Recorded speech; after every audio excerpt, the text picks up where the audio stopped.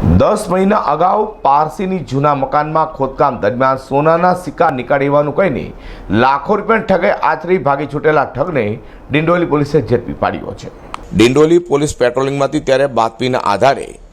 લાખો રૂપિયા ઠગે આચરનાર અને વાપી જીઆઈડીસી પોલીસ પથકમાં વોન્ટેડ અર્જુન ઉર્ફે દિનેશ ઉર્ફે ભીમો ભીખાભાઈ સોલંકીને ડિંડોલીના જૂના જકાતનાકા રેલવે પટરી પાસેથી પોલીસે ઝડપી પાડ્યો છે।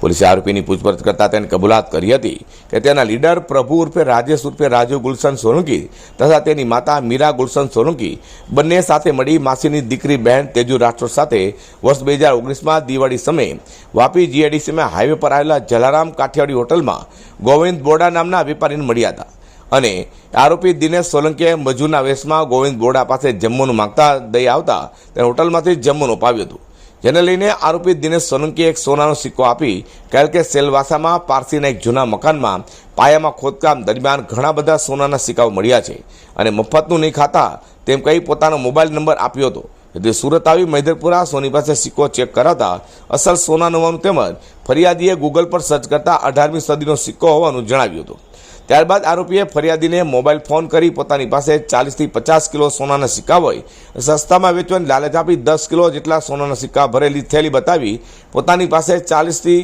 45 કિલો સિક્કા હોવાનું અને 1 કરોડ 10 લાખ રૂપિયા રોકડા આપી ખરીદવાનું નક્કી કર્યા હતો। જોકે ખરીદી કર્યા બાદ સુરત આવી કરી તપાસ કરતા તમામ સિક્કા ડુપ્લિકેટ હોવાનું સામે આવ્યું હતું, જેને લઈને વાપી ઉદ્યોગનગર પોલીસ પથકમાં આ બાબતની ફરિયાદ નોંધાઈ હતી। હાલ તો ડિંડોલી પોલીસે વધુ તપાસ હાથ ધરી છે।